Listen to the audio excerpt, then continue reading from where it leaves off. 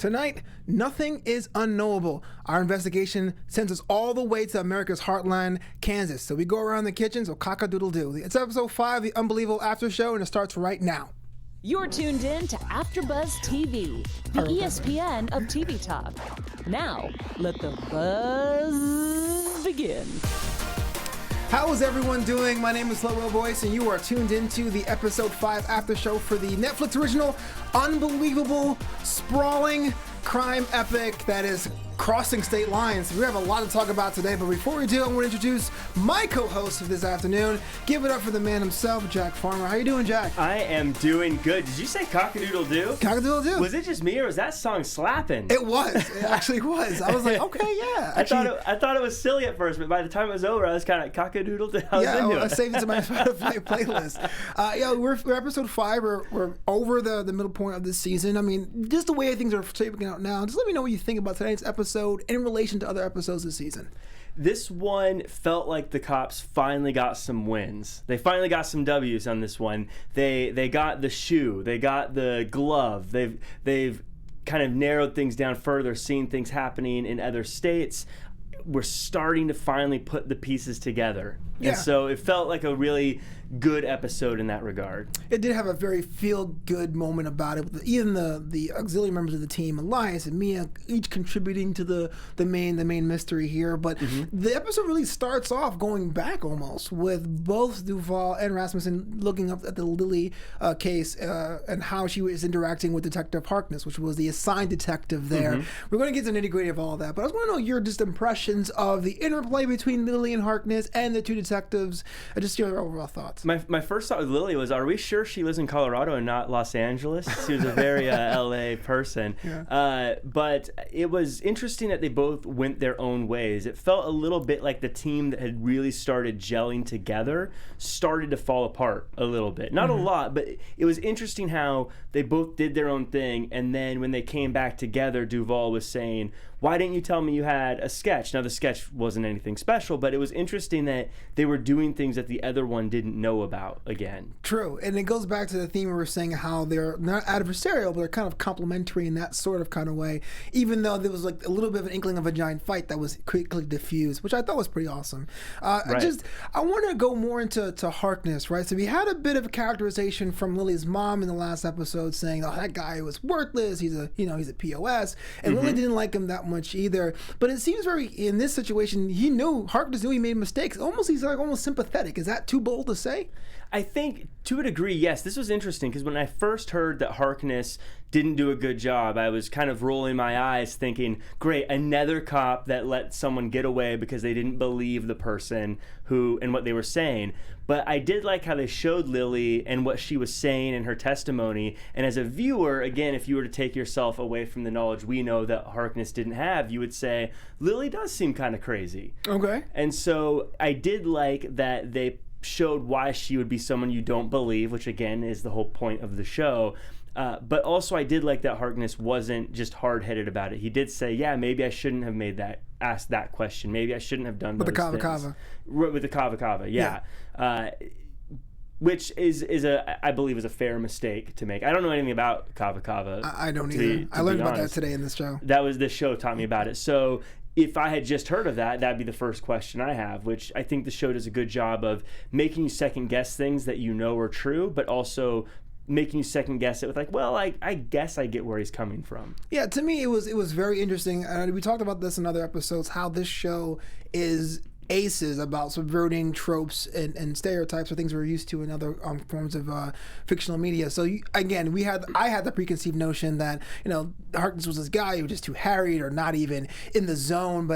And you talk about his background and his reasons for doing things. Yeah, he made some mistakes, some even critical ones. But at the same time, it's like, well, at least he's had a certain kind of a wiggle room for the audience. Not to say he was right in how he acted, but then some members of our audience can say, I see why he did what he did. which makes things complicated, but in a good way. It shows that not everything is cut and dry. Right. What this show does that I don't think we've talked about before, at least from what I've seen, is it's not just an interesting story and it's not just showing us police work, but in a lot of ways it's educational. This show has really presented a lot of things and a lot of viewpoints about this terrible type of situation that I don't think a lot of us really think about. Going back to the last episode when Rasmussen was saying the signs that say be on the lookout, beware of a rapist out there don't work because the only people that read them are the people who are already worried.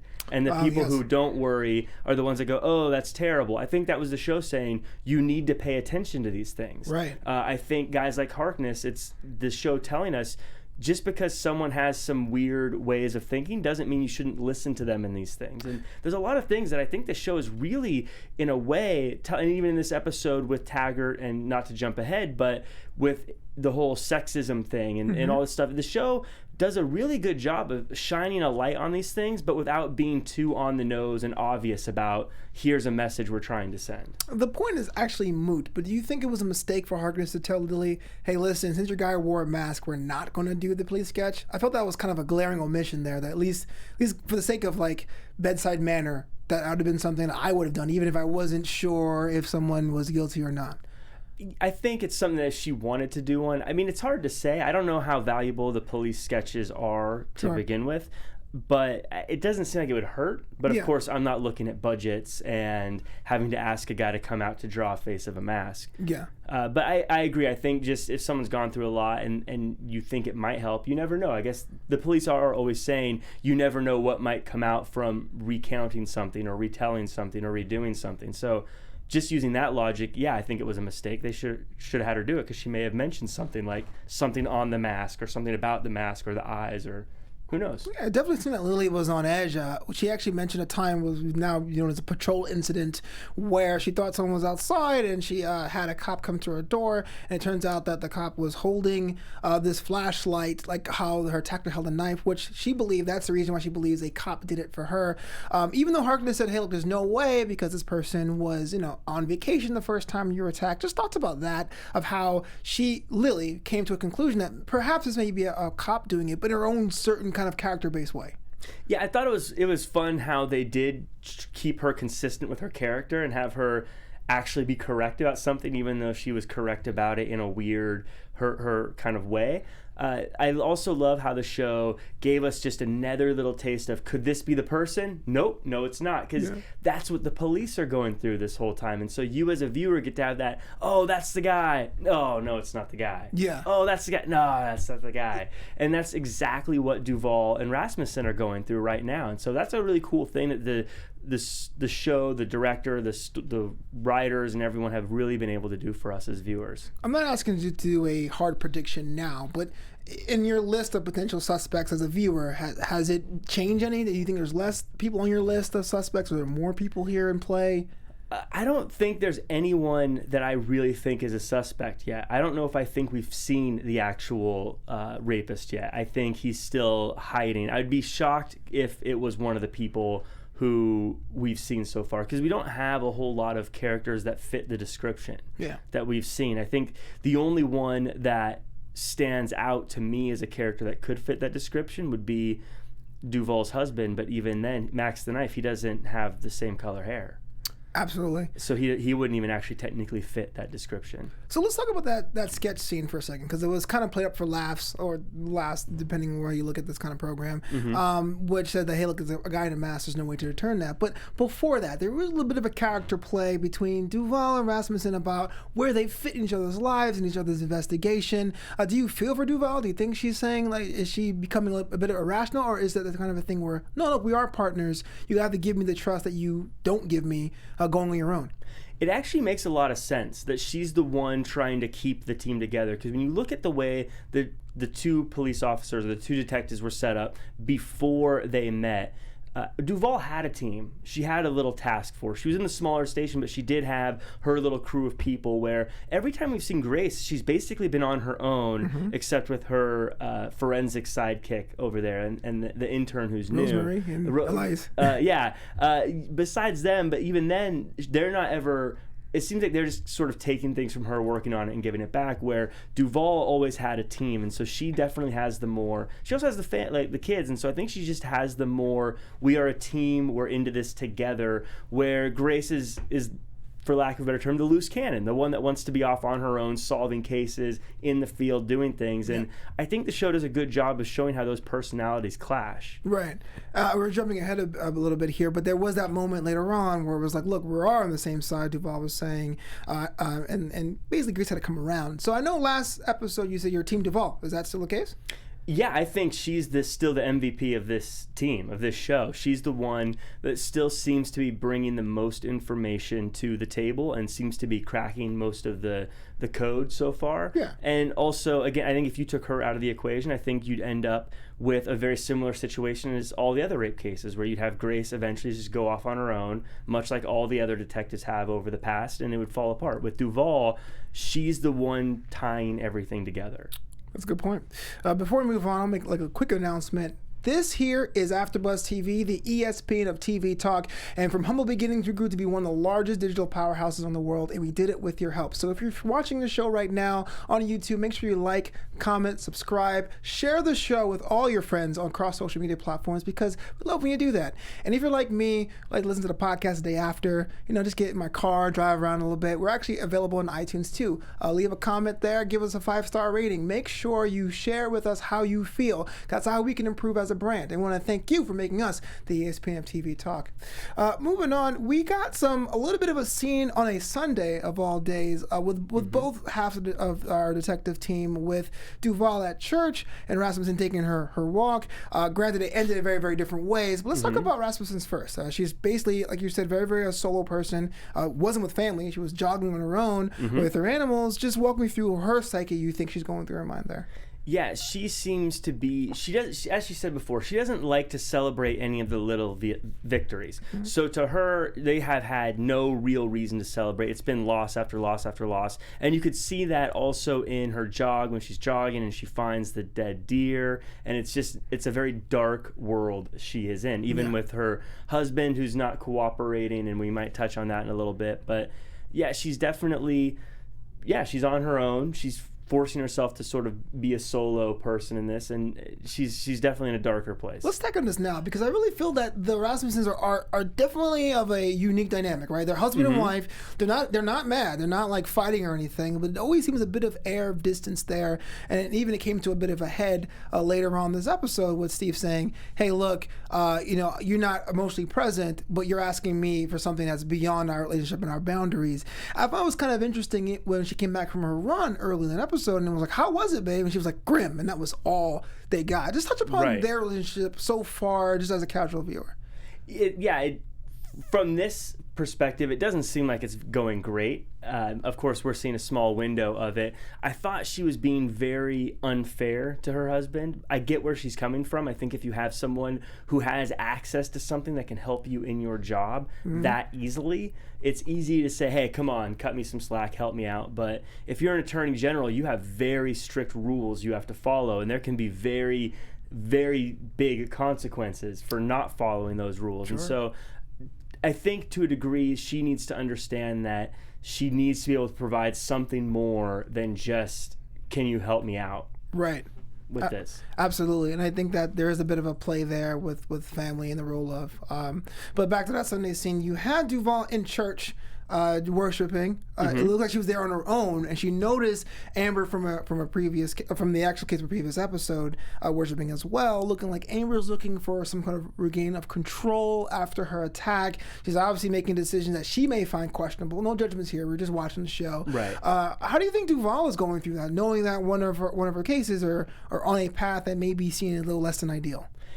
Amber has been the most interesting character in a lot of ways, and how when the incident first happened, when the rape first happened, she was so calm and so in control. It almost felt like it didn't really bother her. Like she treated it as if, yeah, the upstairs neighbor had a leak and it dripped through and I had to clean up all night. What a pain. But as time has gone on, she has started to fall apart and crack so much more. And going back to the fact that I think this show is very educational, it's kind of educating us too that just because someone had a trauma and just because they're not showing it doesn't mean there's not things going on underneath the surface. Absolutely. And we're starting to see that with her now, trying to find religion to deal with things, trying to obviously meeting other guys, getting a gun, even though she said she was clearly against guns. She's definitely having trouble processing all these things, and she's defensive. She's got a wall up, obviously, because she doesn't want any other help beyond what she's finding on her own as far as the therapy groups or anything like that. So it's sad because you feel bad for all these women, but she was someone when it first happened, there's that part of you that's like, well, at least she's able to handle it okay, but you're realizing, no, that's not the case. Yeah, it's definitely something that's been hard for me to watch. Not to say that I had that experience personally, but I've known people have similar experiences where they try to find that regain of control in their lives. And I thought it was very on point to try to find external solutions to problems, but when the suggestion of, hey, let's go to a group therapy, it was instantly shut down. It was like, look, I got this on my own. I don't know what I'm doing, but I'm going to figure it out on my own. And there's that dynamic there where it's like you have to let someone give their space during a traumatic experience, but these decisions can be potentially destructive. Not to say that these are now. Buying a gun isn't destructive inherently, but these can be destructive down the line. So yeah, that was kind of the one scene I was like, oh man, Amber, no. No, yeah, I was really sad for her because she does such a good job. The actress does such a good job of playing an endearing character and someone that you grow to like and want to be doing okay. Yeah. So when you see that she's not, it makes you sad. Yeah, definitely developments are happening on bounds in this case. The team gives the reports to Taggart, which seems to be like the Greek chorus here almost. I understand this scene was tense for a lot of different reasons. How do you feel about Taggart now? Now you've introduced him before. Now he's actually in his role on this team. Are you a fan of the feds? Are you not like the guy? Or I think he's someone we can't really be sure of just yet. I think he's someone that has a lot of power and could help them a lot. But as mentioned, I think he's going to have an agenda of his own. And I think he's someone that, unless it helps him, he's not going to do certain things. I think he does not want to get caught up in any type of internal affairs investigation. I think he doesn't want to do things that could put him at risk in any way. And so, or one of his people at risk in any way. And that's why I think he was pushing back so much on the idea of it being someone in the police department. He did raise some good points, though, about the CSI and all this information being things that people could find. I like that they fronted that people are getting better at this because of CSI. Right, which the CSI effect is something real. I think we talked about that about 2 episodes ago about, you watch these shows where forensics is up front and center, and then you think, we have these expectations of how timing is or what we can do technology-wise and even keeping clean crime scenes. Rasmussen walks out. For a moment right after Mia says she has gifts and she has like the different evidence pieces. Just an idea. For me, it didn't ring true to me. I felt like that would be a moment Grace would say, oh, okay, we're getting there. Not to say she's like, yeah, we have evidence, but definitely let's double down and get the guy. But she walked away there. I didn't ring true for me. I want to see how you felt personally about this. I think her leaving had more to do with Taggart than the evidence. Okay. I think what happened there is it was another woman who found the evidence, another woman who pushed this forward, and it was a man every step of the way that was causing problems, or not causing problems, but not being able to provide more information or saying, wait, maybe this isn't the thing. And so I think after hearing all those things from Taggart saying, hey, it might not be a police officer, it might not be one of our guys, and then another female detective coming in and say, hey, I found more information, let's go get the guy. Yeah. Her going, great, it was a woman again. We couldn't get one of the males to help find this person. Interesting perspective. Yeah, she said later on, where is the outrage? And I wrote that down in my notes, and I was like, yeah, it's a good point. I mean, Taggart is kind of stoic, which is a good thing to have, but definitely when you have some cases, you want a little bit of fire there, and it was kind of numbing, I guess, to see. Right. Well, and as a viewer, you get it, because I feel the same way. He should be super angry that this is happening. I would think if I found out that someone here at AfterBuzz was committing crimes, I'd be angry. I wouldn't want to defend them. I would say, let's go find them. Who is it? But again, if you are someone like Taggart, or if you're in law enforcement, as crazy as it sounds, I'm sure you are dealing with these terrible people all the time. And I think it's easy for those people to become a little calloused to it. Yeah. And so when you find out that, okay, there is someone out there committing crimes, it's like, yeah, I deal with a new person committing a crime literally every single day. Yeah. And so I think that's where he's coming from. Of course, where Grace has mentioned it, she made a good point. I think if it was men being raped, he might not feel the same way. I think there's probably a good point to that. True. And I guess it's still early to tell whether or not I am pro or anti-Tiger, but it definitely, these kind of character moments were great for me to help suss it out myself as a viewer. But the investigation, which is interesting to me, led, quote unquote, the team, because we all did the not it, touch your nose. Yes. Yes. But this Detective Duvall is going to Kansas. I'm not sure what was I expecting. I know she's still out there. Maybe I was expecting a smoking gun, but it was definitely, one, cool to see a change of scenery, that it wasn't just a regional, local thing, but two, at the same time, the flip side that, hey, look, there are some complications even more than we even thought about this case. Yeah, what really kind of blew me away with that is this whole show we've been thinking, this guy's been doing this since 2008 to 2011. How many people has there been? But this shows us it's been since 2000. Yeah. So it's been at least 11 years, and it makes you think, if from Kansas all the way to Washington, all the way to Colorado, it makes you realize just how big this could be. Right.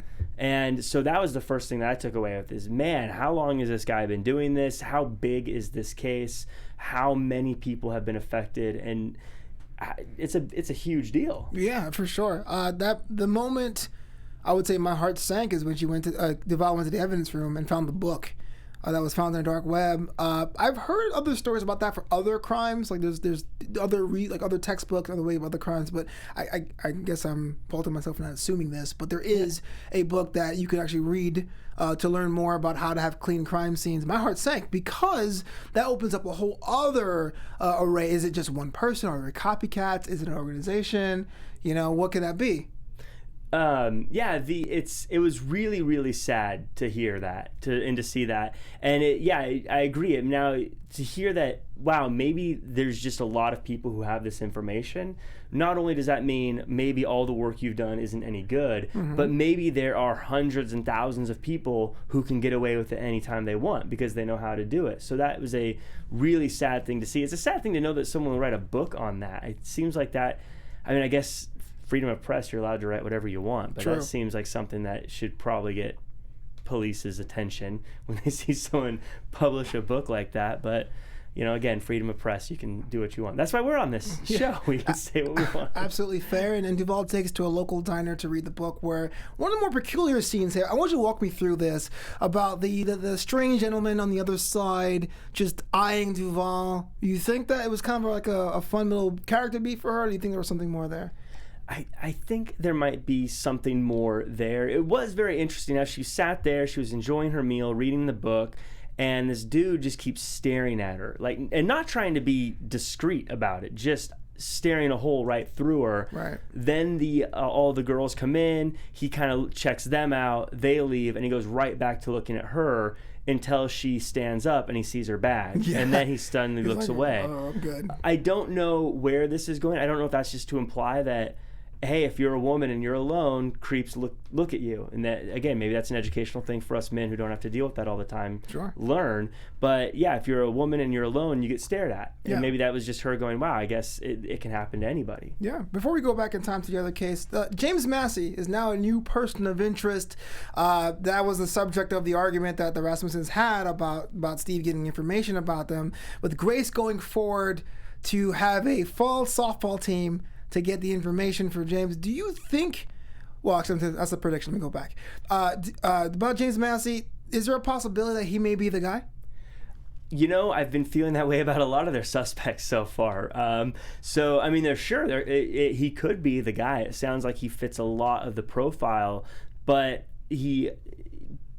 we've been fooled before. It seems like he'd be very easy to figure out if he's the guy. Just check if he was in Kansas during that time and if he was in Colorado during those times. Is he worth pursuing, though, as a personal level, with Steve saying, hey, look, with Grace telling Steve, if he does the attack again, it's on you, and Steve goes, nope, it's not.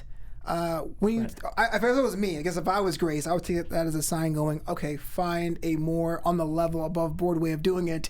But Grace took the next possible option. I like that she did that. It was a sneaky way of trying to get in contact with him. And I don't know if that's against the rules of police work, but it was very similar to what Mia did earlier, where she said she was trying to send out a card to all the veteran police officers, and that's how she got all that information before. Good point. So I thought that was a clever way of getting information without being super obvious about it, and that's what you have to do if you've got to investigate police officers without telling everyone, hey, we're investigating police officers. So you're telling me that I should probably not be so hard on Grace. She's just investigating. That's what cops do. I'm telling you, if you get invited to join a softball league, you need to be careful. Well, because I have an athletic ability. That's probably why I should be very wary. We go back in time to Marie's case, and now Marie is facing even more of life being thrown at her a bit. Got told, hey, look, it's too hot out there for you. We're going to move you to a loading dock. That was actually my first job here when I worked in California. I worked in a loading dock for a big retailer. My least favorite job of all time. Jack, what do you think about that? I honestly had to sympathize with the manager. If you have that many people know, which clearly as soon as Marie walked in the room, everyone knew about that, I think it's probably a smart idea to keep her out of the public's eye at the store. It sucks for her, but that's kind of what you have to do if you're a business. But I felt bad for her, obviously, being in this creepy loading dock with this creepy dude who, by the way, the worst possible joke you could ever play on someone. Oh, absolutely. That was creepy. That is one of the few times in this show I got really upset. I was like, really? If you know this, if you read it in the paper, you think standing on top of someone who was like a foot shorter than you, being like, I'm just messing with you, would be like, oh, I get it. I mean, really. Yeah, that's just. But as a scene, what I liked about it and why I thought it was great is you had that realization that Marie had lost all credibility, and so even if she was to go to her boss or to go to someone and say this happened, they'd say, "Come on, Marie, again? You're doing this again?" Yeah. Which again makes you feel terrible for her that she's in this situation where now even if something did happen, no one's going to believe her. Right, and that's something that complicates things with the conversation Colleen and Judith have about what to do. There is another crime out there that's very, very similar to Marie's, and there's a bit of a debate there. Do we even go back to the police officers and tell them that, hey, look, Marie suffered something similar? It's too specific to be made up. Or do we say, hey, look, the lawyer may work, it may get her off, she may not be charged with false reporting, let's just keep our heads in the sand and lay low. I understand what we all think, we're at an armchair quarterback, what we would do, but that is a very, very real discussion. Jack, walk me through the pros and cons of going to the authorities with, this is some new information. Yeah, I think that Judith is... I know her heart's in the right place, but her telling Marie that she needs to just sort of bury it and pretend like it never happened has to be one of the worst things you can do for somebody. I think I'd be team Colleen on this one. I think going back to the police is something you have to do, not just for the Marie's sake, but for everyone in the future's sake. I know it'd be awkward, it'd be tough. I think just confessing and saying I felt bullied into not going through with this or something has to be the right way to go. I know it's easy for me as a viewer who knows everything. Can I ask you a specific question, though? Yeah. Would you do it the way Colleen did it, by saying, okay, fine, and then making the call? Or would you be defiant and go, no, we're making the call?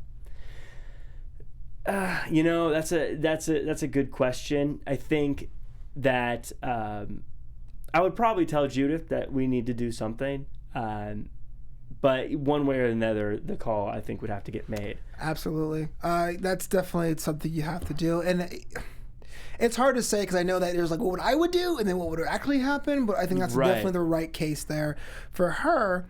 Colleen calls Detective Baskerville, which is a brand new player in this thing. Baskerville calls Parker, and Parker's like, "There's no victim. Don't even worry about it." But it did seem both men are in their minds after that phone call. I guess Parker's like, "Why is someone calling about this specifically?" Baskerville's saying, "Why would someone come forward if it's a non-victim?" Yeah, to me, I think Parker was basically just doubling down on what he said before, because if he said, oh my gosh, maybe we were wrong. That just looks bad on him. But after he hung up, he definitely seemed to have some reservations about that. And even when he put the case as closed, if you remember when he was looking at the pictures of Marie's hands being damaged from the shoelaces, he looked like he was a little regretful about that as well. But I think at the same time, he was glad to not have it on his desk anymore. Right. So it'll be interesting to see what happens next with the new case and the new detective in 2008, right. Looking into things. Again, the disappointment I have is clearly he doesn't get found until at least 2011. So right. It can't turn out very well for Marie right after this. Absolutely. I want to thank all of you guys out here in the chat interacting with us, especially Glow Loves Jomo, who says, Judith was really pissing me off. How dare she? Yeah, I have to agree there. There is something to be said to say, hey, look, this is a process. We started thinking emotional, let's do it.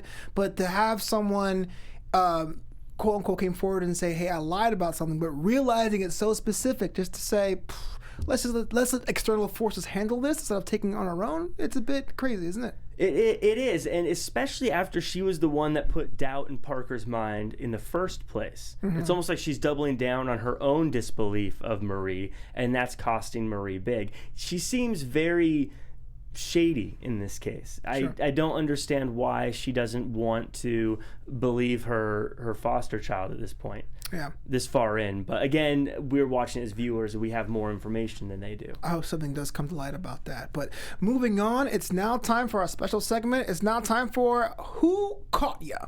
Yes, Who Caught Ya?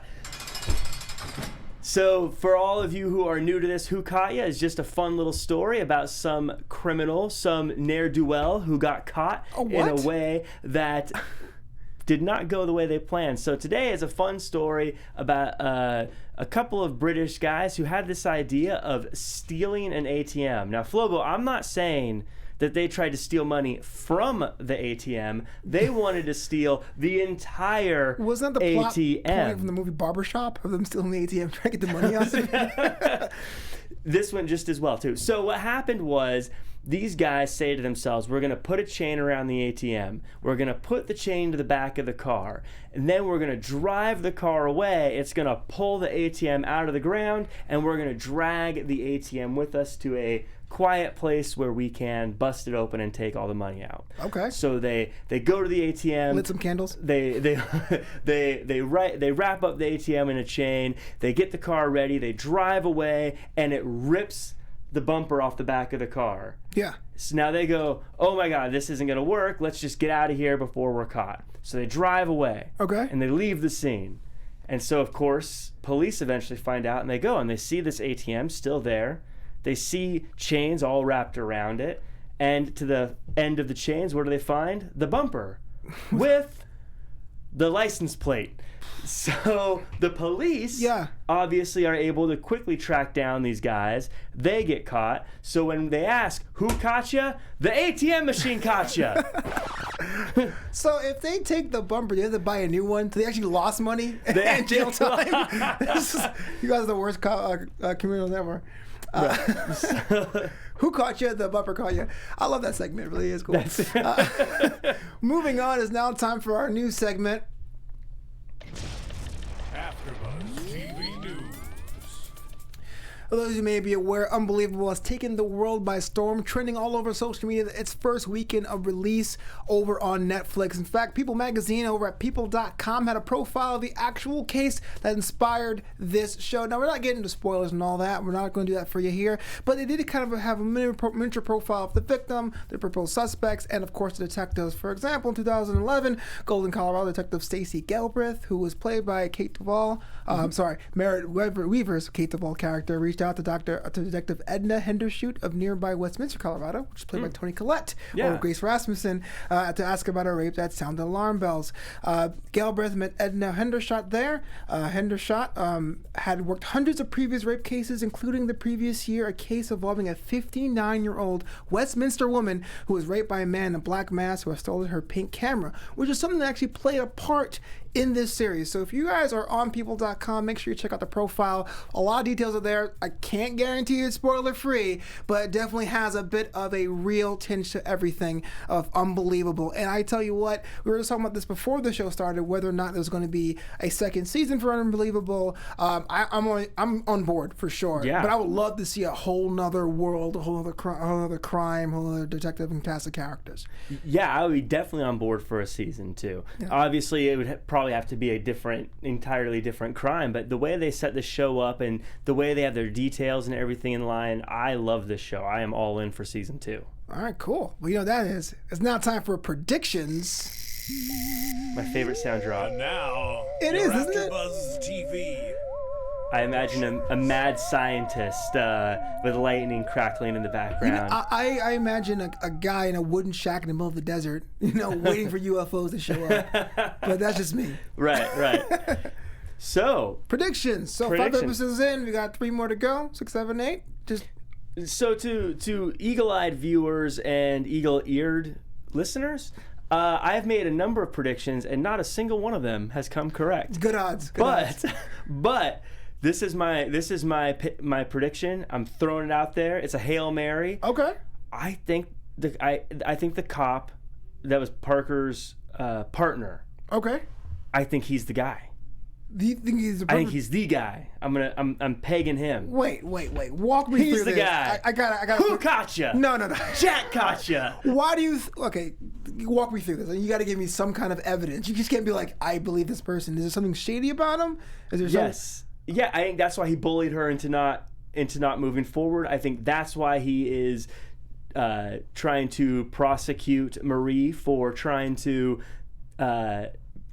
make the false claim. I think he's trying to get her out of the way. I think he got put, because he wasn't there originally in the very, very, very original investigation. He came along once they brought Marie into the...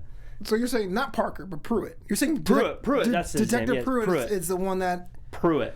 Okay, that's a prediction. That's my prediction. I'm not sure if that's going to be... Okay, yeah, that's what the whole thing's about, predictions. I feel...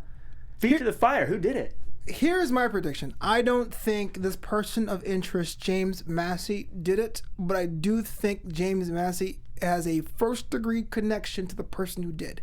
So I'm going to say an accomplice.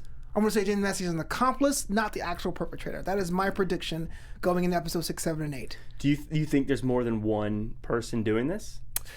As far as like actually committing the crimes, no. But I do think there is a bit of a network, whether it's a safe house thing or a way to get tools or a way to help out kind of a thing. I don't think it's one person on their own who just somehow has to be unprovoked. I think there's a network there. Whether it's an accomplice or more than one accomplice, that's what I feel. You know who his accomplice could be? Pruitt. He's not even... I disagree. I completely disagree. But we're running out of time here. Jack, just overall thoughts of the show, closing statements, and where can the world find you online? I am really excited about this show. I love where it's going. Can't wait to find out more about what happens in Kansas. We've only just started scratching the surface there, and I cannot wait to see what happens in episode 6. As far as where to find me online, you can find me at jackcfarmer.com as well as at RealJackFarmer across all social media. Let's keep the conversation going. The show is only the first part. The rest of it happens on Twitter. Let me know what you think. No spoilers, though. Absolutely. I, for one, just a little bit of a fun note. I love the fact that Duvall swore on today's episode. My name is Flobo Boyce. I'm available at Flobo Boyce on Twitter, at Flobito on Instagram, and of course, Flobito.com. We'll be back here later today with episode 6, but until then, I'll buzz you later. Our founder, Keven Undergaro, and me, Maria Menounos, would like to thank you for tuning in to AfterBuzz TV. Remember, we're not just the first, we're the biggest in the world, and we're the only destination for all your favorite TV shows. Whatever you crave, we've got it. So go to AfterBuzzTV.com and check out our lineup. Buzz you later. The views expressed herein are those of the hosts only and do not necessarily reflect the views of AfterBuzz TV or its owners or principals.